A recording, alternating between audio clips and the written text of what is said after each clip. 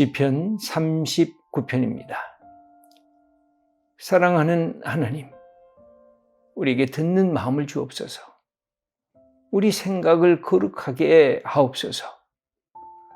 우리 혀에 필요하시면 재갈을 물려 주옵소서. 눈으로 보았다고 그것을 다 마음에 담지 않게 하옵소서. 귀로 들었다고 다 말로 내뱉지 않게 하옵소서. 때로는 침묵 훈련도 받게 하옵소서. 세미하게 들려오는 하나님의 음성을 들을 때 하나님께서 참으로 기뻐하시는 뜻이 무엇인지 깨닫게 하옵소서. 오직 하나님만이 우리가 믿고 신뢰할 수 있는 분임을 선포하게 하옵소서. 아멘. 고난 중에 있는 이 시인이 하나님 앞에 자기의 모습을 아뢰면서 노래하고 있는 시편입니다. 이 시편은 말을 하고 있지만 사실은 하나님 앞에서 침묵하기를 원하고 사람들 앞에서 침묵하기를 원합니다. 여러분, 우리가 말하는 것이 내가 오늘 무슨 말을 했는가 이렇게 돌아본 적이 있으십니까? 내가 정말 해야 할 말을 하고 있는가? 내가 쓸데없는 말은 하지 않았는가? 내 말 때문에 나도 이 말 왜 했는지 나도 싫고, 내 말 때문에 다른 사람들의 마음에 상처를 준 것 생각하면 앞으로 내가 더 말을 하지 않아야 되는데, 그런 자기 자신의 언어, 말에 대한 후회를 해 본 적이 있습니까? 그것도 불평하는 말, 그것도 원망하는 말이 내 속에 가득한 것, 우리가 때로 이것 때문에 내가 이제는 침묵을 지켜야 되겠다 그렇게 생각한 적도 있었을 것입니다. 오늘 본문은 그가 고통 속에 있으면서 이게 다 남의 탓이고 이게 다 저 사람 때문이고 왜 하나님 저런 못된 놈은 놔두고 나같이 그래도 하나님 따라가는 나 같은 사람을 왜 이렇게 힘들게 하십니까? 이렇게 할 말이 이 시인은 참으로 많았던 것 같습니다. 그런데 또 말하고 또 말하고 또 불평하고 또 원망하다가 이제 더 원망해서 더 불평해서는 안 되는구나 하고 어느 날 결심을 하게 됩니다. 내 입에 내가 재갈을 물려야 되겠다. 그래서 더 이상 이야기하지 않고 침묵을 지켜야 되겠다.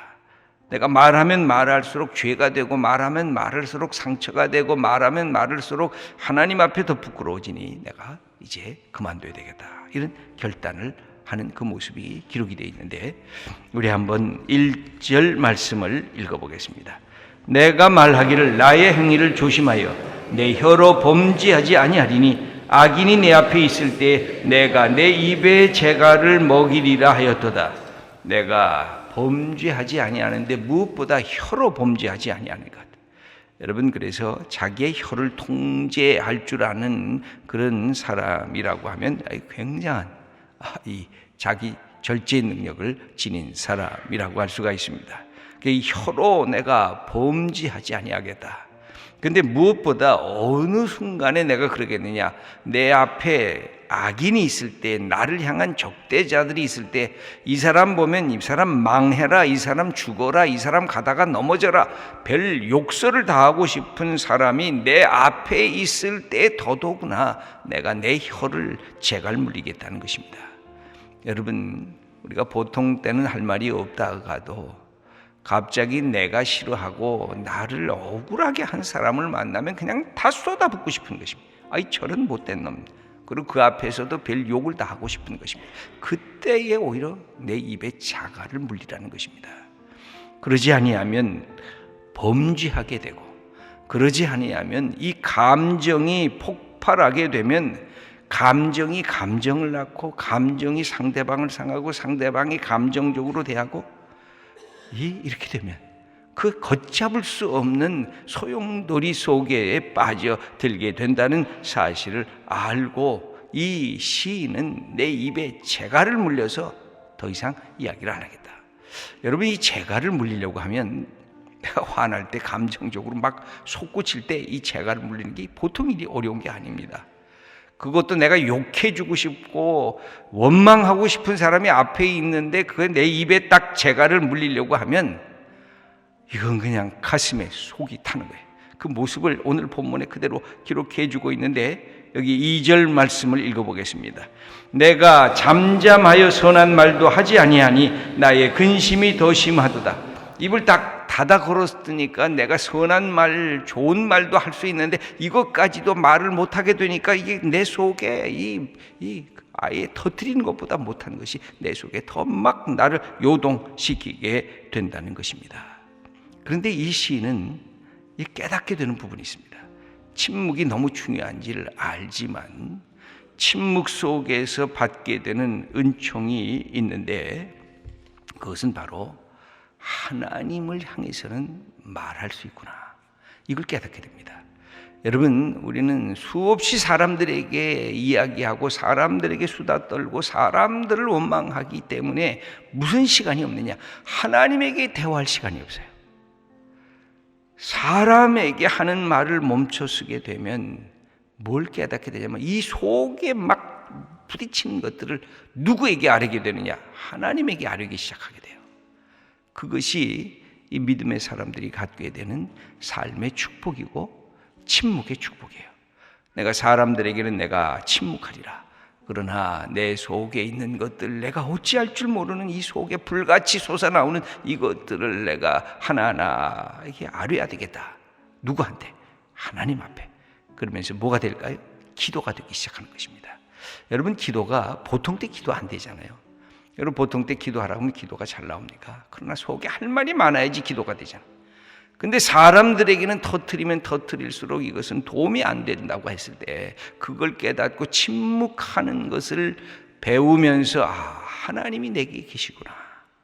하나님, 내가 하나님 앞에 나온 그런 시간들이 너무나 적었었습니다. 내가 하나님께 아뢰던 기도가 없었고 수없는 이야기를 사람들 앞에서만 그렇게 수다를 떨었군요. 그걸 깨닫게 되면서 하나님 앞에 읊조리기 시작을 합니다.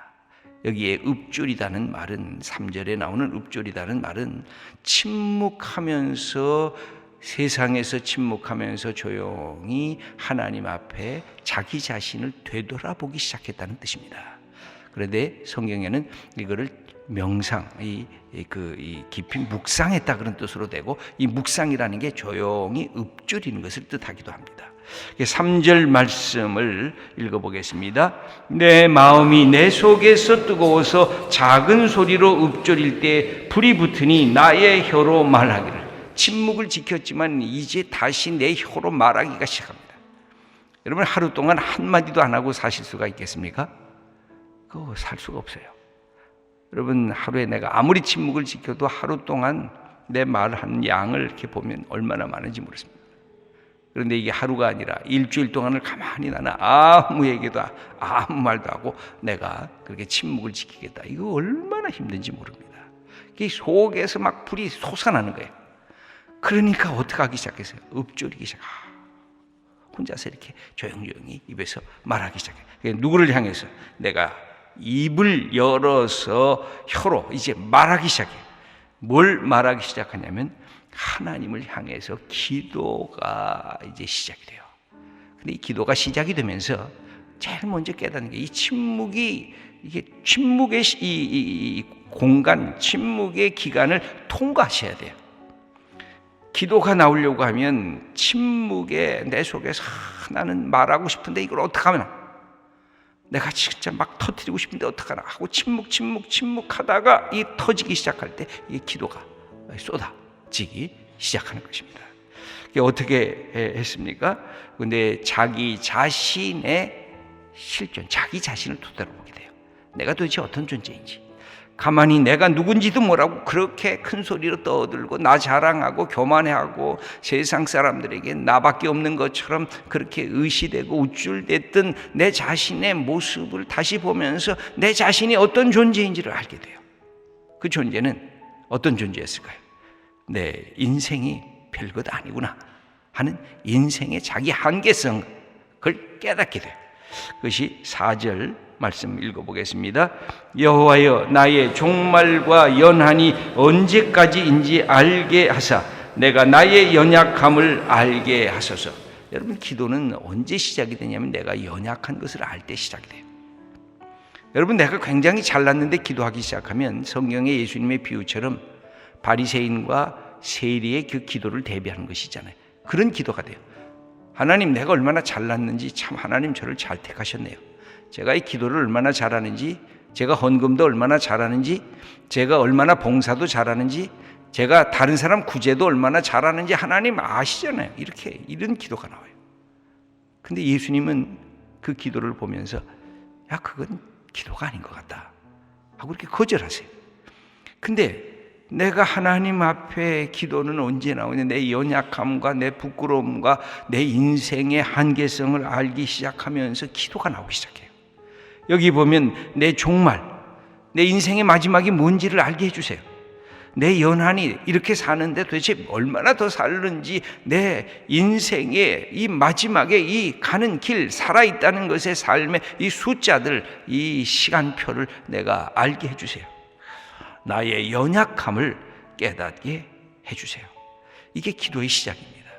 그렇게 기도가 시작이 되니까 이제 자기 자신이 더 명백하게 드러나요. 인생이 뭔가가 더 알게 돼요. 내가 지금까지 어떻게 살았는가가 보여져요. 그래서 5절의 말씀을 한번 함께 읽겠습니다. 주께서 나의 날을 한 뼘 길이만큼 되게 하시매 나의 일생이 주 앞에는 없는 것 같사오니 사람은 그가 든든히 서 있는 때에도 진실로 모두가 허사뿐이니이다.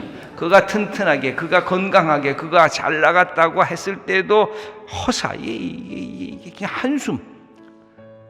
겨울에 그냥 내가 숨을 쉬면 하얀 그 연기처럼 나오다가 사라지는 그 허사, 그게 인생이라는 거예요.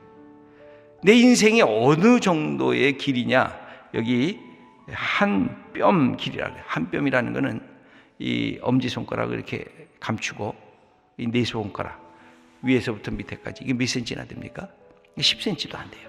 한 7, 8cm. 그게 인생이라는 거예요. 내 인생이 도대체 내 손바닥에 한 뼘 그거 길이만큼 되게 하신 것을 이제 알게 돼요. 내 인생이 그냥 장수하고 내 인생이 그냥 탄탄한 대로처럼 열려져 있는 내 인생에 끝이 없는 것처럼 그렇게 달려갈 것 같은데, 인생이 한 뼘밖에 안 되는구나 하는 인생의 자기의 한계성을 알게 돼요. 그것이 든든히 서 있는 그때도 허사뿐인 걸 알게 돼요. 또 계속해서 자기의 모습을 계속 고백해요. 내가 어떤 존재인지 하나님 앞에서 자꾸만 고백해요. 6절의 말씀입니다. 진실로 각 사람은 그림자같이 다니고 헛된 일로 소란하며 재물을 쌓으나 누가 거둘는지 알지 못하나이다. 그림자에 불과해요. 아까 허사와 같은 안개와 한숨에 불과하고 한 뼘 길이만큼 되는 존재가 아니고, 또 하나는 그림자같이럼 있다가도 없어지고 없다가도 살아있게 되고 이 존재 가치가 이 불분명한 그림자처럼 되는데, 우리는 헛된 일로 그렇게 소란한다. 하나님 앞에서 아무것도 아닌 일로 그렇게 소란하고 그렇게 싸움하고 그렇게 불평하고 그렇게 원망하고, 그 다음에 재물을 그렇게 모아두어서 쌓고 있지만, 여러분, 자기가 돈 번 대로 자기가 다 못 쓰잖아요. 아무리 돈이 많은 사람도, 아무리 은행에 잔고가 많은 사람도 그 모든 거 자기가 다 쓰질 않잖아요. 나는 열심히 벌기만 하고 그 돈 누군가가 다 써버려요. 그게 인생이잖아요. 돈을 뭉치로 들고 우리가 무덤 속에 들어갈 수가 없잖아요. 이게 인생인데 그렇게 돈 하면서 인생을 그렇게 헛된 것 같고 싸움하고 그것 때문에 분노하고 그것 때문에 미워했던 우리의 인생살이가 아니었는가. 나이가 70, 80 죽게 되었는데도 이 돈 내 거라고 하면서 분쟁하고 있는 그런 모습들이 우리 주변에 얼마나 많습니까? 인생이 짧은 것을 알아야 인생에 내가 붙잡을 것도 있지만 인생에 손을 놔야 할 것도 있다는 사실을 알게 되는데, 이 사실을 모르면서 우리가 분노 중에 우리의 인생을 매몰시킨다는 거예요. 거기에 함몰되고 있다는 거예요. 그것을 이 시인은 알고 시작했어요. 뭘 배우면서? 침묵을 하면서. 생각나는 대로 감정에 복받치는 대로 예전에는 떠들었는데 떠들 때는 그걸 몰랐어요. 내 인생이 주구장창할 거라고 생각을 했어요.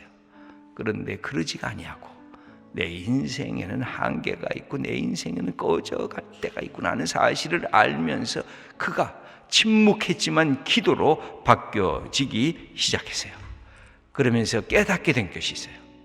인생에서 내가 소망을 둘 곳이 인생에 흘러가는 것, 변화되는 것, 사라지는 것에 내 인생을 소망을 둬서는 안 되는구나. 그것은 내게 주어진 축복에 불과하고 그러나 사라질 것이구나. 내 소망은 어디에 있어요? 오직 하나님에게 있다는 사실을 깨닫게 돼요. 7절 말씀을 함께 읽겠습니다. 주여 이제 내가 무엇을 바라리요? 나의 소망은 주께 있나이다. 이게 오늘 본문의 핵심입니다. 내가 그 많은 그것을 다 갖고 있어서 그걸 잃어버리고 그래서 내 인생이 별것 아닌 것을 알면서 하나님 앞에 고백하게 되는 것은 주님, 내가 무엇을 인생에서 바라겠습니까? 내가 무엇을 찾으면서 인생을 다니겠습니까? 내 인생의 목표를 어디에 두고 다니겠습니까? 내 인생의 마지막 소망은 하나님뿐이십니다. 그러므로 하나님께 내게 생명을 주셨으면 이 생명은 감사한 것이고 하나님께서 내 가족을 주셨으면 내 가족은 사랑해야 할 사람이고 하나님께서 내게 돈을 주셨으면 이 돈은 내가 하나님 위해서 쓰다가 주님 앞에 서야 할 내게 주어진 선물에 불과한 것입니다. 그래서 자기가 그동안 마음속에 있었던 그 모든 것들의 분노와 원망들이 사라지기 시작을 하는 거예요. 그러면서 하나님만을 바라보게 되면서 기도를 하게 되는데 8절 9절 말씀을 읽겠습니다. 나를 모든 죄에서 건지시며 우매한 자에게서 욕을 당하지 아니하게 하소서. 내가 잠잠하고 입을 열지 아니함은 주께서 이를 행하신 까닭이니이다. 이 사실을 알고 곰곰이 생각해 보니까 하나님께서 역사의 주관자가 되셔서 움직이고 계시는구나 하고 하나님의 그 섭리를 깨닫게 되는 것입니다. 여기에 11절 말씀을 다시 읽겠습니다. 주께서 죄악을 책망하사 사람을 징계하실 때 그 영화를 좀목음같이 소멸하게 하시니 참으로 인생이란 모두 헛될 뿐이니이다. 이것은 허무주의를 조장하는 게 결코 아닙니다. 이제 죽어야 되겠다. 이제 모든 것 다 버리고 이제는 아무 일도 하지 말고 이제는 넋놓고 살아야 되겠다. 그런 뜻이 아닙니다. 인생의 마지막을 알므로 내게 주신 생명이 얼마나 소중하고 내가 있는 가족들이 얼마나 소중하고 내가 일하고 수고하고 땀 흘리는 직업이 얼마나 소중하고 내게 주신 인생의 선물이 얼마나 소중하고 내게 주신 건강이 얼마나 소중한지를 다시 깨닫고 다시 일어서라는 것입니다. 그래서 이 마지막 기도가 12절 13절에 있습니다. 여호와여 나의 기도를 들으시며 나의 부르짖음에 귀를 기울이소서. 내가 눈물을 흘릴 때 잠잠하지 마옵소서. 나는 주와 함께 있는 나그네이며 나의 모든 조상들처럼 떠도나이다. 주는 나를 용서하사 내가 떠나 없어지기 전에 나의 건강을 회복시키소서. 내가 떠나서 한 줌의 흙으로 돌아가고 조상들의 품속에 돌아가는 건 나도 압니다. 그러나 살아있는 동안에 건강을 주시고 나를 위로해 주시고 내게 기쁨을 주소서. 여기에 이 건강을 달라고 하는 것은 위로를 달라는 뜻도 되고 기쁨을 달라는 뜻도 됩니다. 그래서 내가 다시 주님 앞에서 이렇게 살아있다고 하는 것을 감격하면서 살게 하옵소서. 기독교는 허무주의를 조장하지 않습니다.